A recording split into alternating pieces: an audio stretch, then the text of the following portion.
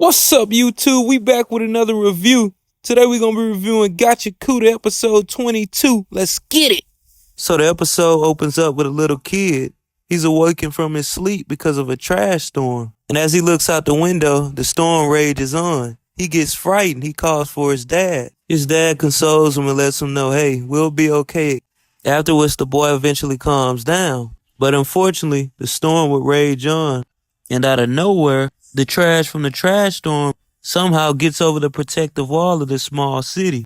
After seeing this, the dad then panics and says, are we going to make it out alive? The fear from his dad's face scares the little child even more. He screams and yells. Continuing on, we move back to inside the trash beast. The cleaners are watching Nora transform. They're all shocked and thrown off at her new form. And as electric shockwaves rage from her body, Zordo sees that she's out of control and she can't be stopped. He then tells the manhole user, hey, let's get up out of here. But before he leaves, he tells Rudo, just sit back and watch. You'll see what you can accomplish when you put aside the things that you love.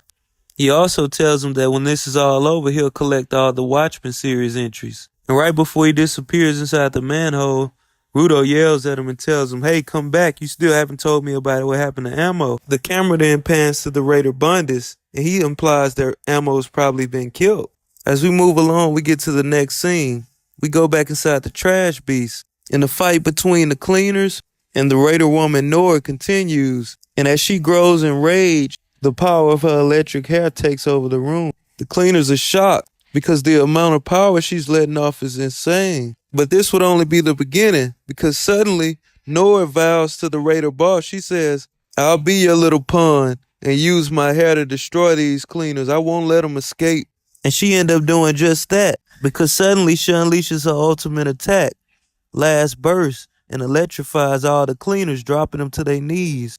After the insane attack, we move along to the next scene. We go back to the Raider Fu. He's laid down on the ground crying and whining. He's saying to himself how pathetic he is, how much of a loser he is. And as he's going on and on, whining and crying, a mystery man suddenly appears and says, man, you're such a loser. You can't do anything without me, can you? Suddenly the man says, I'll take care of things from now on. You just sit back.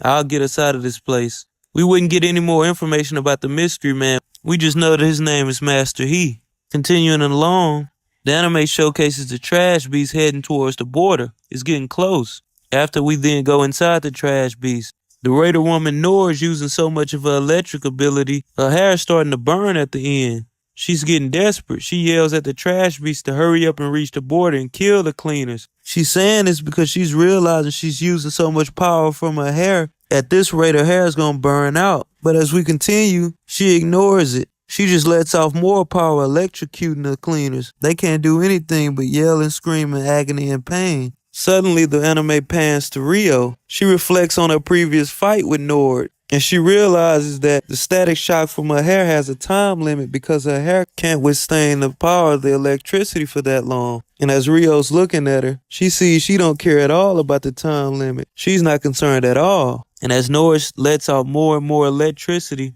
and her hair is starting to burn out, Rio says, I should have killed you back then.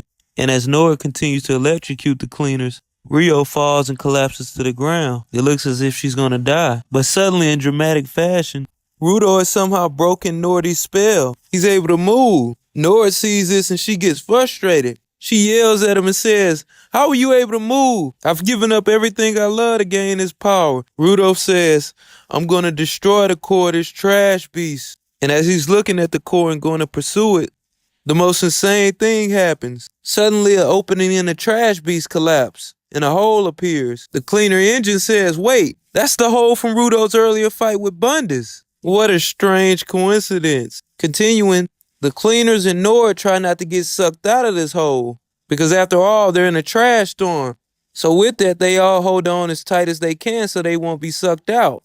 But unfortunately, Nora, the Raider woman, gets caught up and she gets sucked out of the hole. She's eventually thrown into the border, and as the animation goes into slow motion as she floats through the border, she sadly thinks to herself, Zordo, I've gotten him this far, that's the best I could do.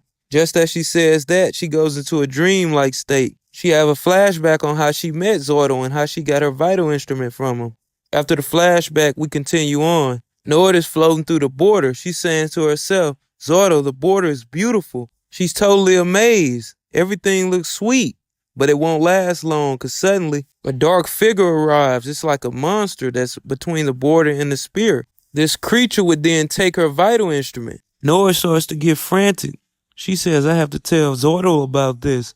This creature takes everything that you love and that's precious to you. But that's not it. She figures something else out. She would infer that this thing, this monster, has something to do with the Watchmen series. But right as she says that, she suddenly took it away. Continuing on, we go back inside the trash beast with Rudo and the rest of the cleaners. They're still trying their hardest to stay down and not get sucked out of this trash beast. Shockingly, one of the cleaners see Nord fly over them. They don't think too much of it. They say, well, she might have made it to the border before us. The camera then goes to Rudo. He feels some type of dark energy towards the border. After this quick flash, we go to Engine. He sees that all the rest of the cleaners are weak and tired. He know they don't have the energy to go longer. He says, we got to defeat the trash beast before we reach the border. Engine sort of panics. He then reaches for some mysterious weapon or item that he has in his pocket and says, I might have to use this. And just as he's finna pull it out, suddenly the cleaner Guta arrives with Zonka. The rest of the cleaners are shocked. Guta's looking like she has no care in the world. She's just walking around. The cleaners say, yo, hold on to something before you get sucked out of the trash beast. After they all panic,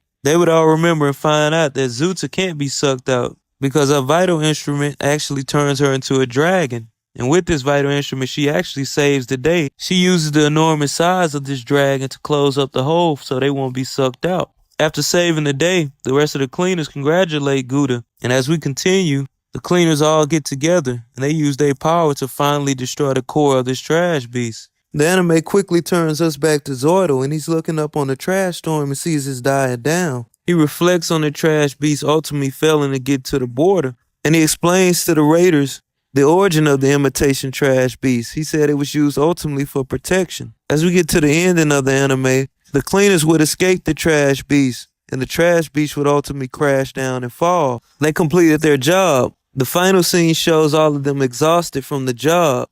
After we finally get to the final scene, the anime pans to Rudo.